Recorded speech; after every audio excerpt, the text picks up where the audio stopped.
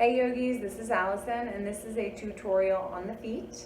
In particular, the big toe mound, big toe grip, deep core, deep front line, and the bandhas. That sounds like a lot, but you'll quickly see that they're all related and it's really different reference points, different terminology for helping you find more connection through your feet, engage and invigorate your arches in a way that contributes to more strength, stability, centeredness in the very core of your body, which will also create balance and proprioception.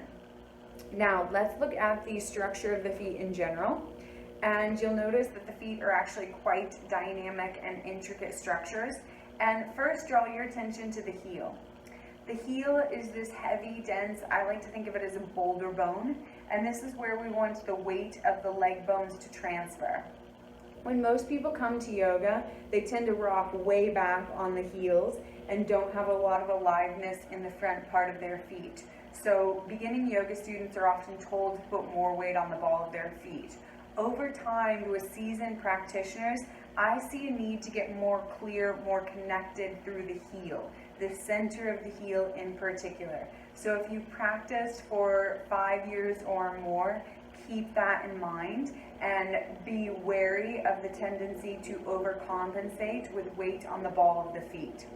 The ball of the feet have these long bones, and these long bones are meant for propulsion, propelling the body forward, like when running and jumping. And they also help with balance, proprioception. I like to think of this part of the foot like antenna, sensitive, receptive. We want this part of the foot to be always communicating and relating to the earth and the ground beneath us, and then sending that information, just like the roots of a tree, through the rest of the body.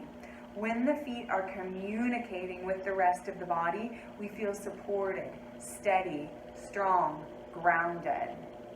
Now, let's talk a little bit more about the big toe in particular. The index knuckle and the big toe are frequently referenced in the yoga practice because we tend to lose connection here first, more regularly and consistently than other parts of hands and feet. Why? The big toe mound and the index knuckle are midline points. They hug you to the center. And just like off the mat, we tend to get pulled out of our center, distracted and scattered. So the big toe mound and the index knuckle are a way to hug back in, plug back into our core power. There is something in the yoga tradition that's referred to as the big toe grip or the peace finger grip. And it's a little more specific than it might sound. You'll use the peace fingers, they hook around the big toe, and then the thumb goes over the nails. This is important, and this is what is often missed. And when people actually start to use not just the hook of the fingers, but the thumb, there will be more engagement through the arm. Some people will even feel sore in the triceps when they finally start closing that gap and kind of finishing the seal. Now, this grip, it's like a circuitry starts to happen between the arm and the leg. It is a bind, so it makes things tighter. And I find that there's benefit with the big toe grip, even when you can't straighten the leg all the way, and we'll talk about that in just a moment. Part of the value of the big toe grip is that it strengthens the big toe joint, and it can help lift the arches of the feet. The big toe joint tends to be pretty weak for most of us, not have enough strength or flexibility, and I see arthritis here over time. The big toe also plays a big role in our ability to balance, especially in balancing poses like tree and warrior three. So this big toe grip can be a tool for strengthening your feet, strengthening the big toe, training better balance in the body. Now, a word of caution, if you have bunions, fallen arches, flat feet, other structural challenges in the feet, the big toe grip might be painful. If it is painful, don't do it. It might be just uncomfortable, and then it's worth exploring. But if it's painful, there is an alternative. The alternative is that you'll hold the little toe side of the foot, the big toe, the thumb will go to the big toe mound, you pull back on the little toe side of the foot and press out through the big toe mound. So again, if you have bunions, structural issues with the feet that make the big toe grip painful, just swap out everything I'm going to say and do with the peace finger grip with what I just showed you. Now, the peace finger grip, part of the value here is that you wrap, close, and then thumb goes over the nails. You'll be pulling back on the big toe, pressing out through the big toe mound. In the beginning, what will often happen is you'll be tempted to sickle the foot. Notice how the foot's curling in. You want to press out through the big toe mound to get more balance in the foot, and then eventually even fan the fourth and fifth toe. That fanning of the fourth and fifth toe doesn't sound like a big deal, but it is massive and it is very difficult in the beginning, and it will engage a lot of the musculature in the outer shin. Let's talk a little bit about how this stabilizes the ankle. So when you allow the foot to sickle, I'm exaggerating, notice how the outer shin, outer ankle bows out. This side of the ankle is often where people tend to sprain and strain their ankle. So when we press out, we're able to stabilize and strengthen this area that tends to be weak on most modern human bodies.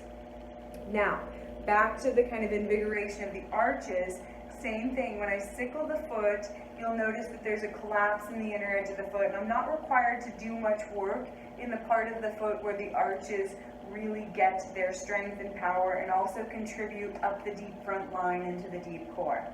When you press through the big toe mound, there's a little inner heel too, but it's primarily big toe mound and pull back. You'll see that the arches become very engaged. The arches almost become like a suction cup that pulls power up the leg into the upper inner thigh, all the way up into the pelvic floor, deep core. And this is how Pada Bandha, the link in the feet, contributes to Mula Bandha, the link at the root of the body or the pelvic floor. So that big toe grip allows for that invigoration of the feet, of the arches, that brings power into the body. Once again, if you have flat feet, fallen arches, bunions, this can be frustrating, challenging, irritating in the beginning. I have never had a student or client who couldn't make progress on those structural issues in the feet with focus, dedication, and awareness. So resist the temptation to write it off or to feel like you don't have any hope, and resist the temptation to tell disempowering stories. Stay aware, stay curious, keep exploring and experimenting. And again, I've never seen a student or client who wasn't able to make a positive impact on their feet from exercises like this and other things we do in the yoga room, like ankle circles, calf raises, arch exercises, the rolling over the toes and foot in general. Now, a note on tight hamstrings. This big toe grip is often used in poses like Supta Padangustasana, the lying down hamstring stretches, and also the standing balancing versions, Udhita Asta Padangustasana. Those names sound very fancy, but they just mean laying down an extended hand to big toe pose. So those poses, often students abandon the big toe grip if they can't straighten the leg all the way. The big toe grip is almost like its own pose, so I think it is worth exploring even if you need to keep the knee very bent. For example, in Supta Padangustasana, don't be afraid to keep the knee very bent as you extend the leg. It's totally different than this. And that is part of the teaching and the training and the learning. So I tell students this is perfectly appropriate. And same thing when you're going up to the side, perfectly appropriate to keep the knee bent versus the straight leg or the straight leg. The other thing to note is that you will never go from a bent knee to the straight leg in a day, a week, or usually even a year. You always have to travel through the ugly duckling growth phase where it's a little awkward, it's uncomfortable, it feels like it's not right, but it's in the process of growing and evolving. And the same is true with the standing version of the pose. So I hope this gives you lots of tools and strategies and ideas about ways to encompass this traditional big toe grip, also some of the anatomy, alignment, kinesiology, and relationships in the body that will be benefited by it. And this is a way to kind of spice up practice. With the set sequence that we're doing in classes, it's the same base poses, but you're getting options, different ways to experiment and explore. And the idea is that by having these different options of the same base poses over the course of many weeks, you're better able to know what's right for you on any given day. You're better able to choose the variation of the pose that's really going to serve you. And then the practice becomes more intuitive, more intelligent, more creative.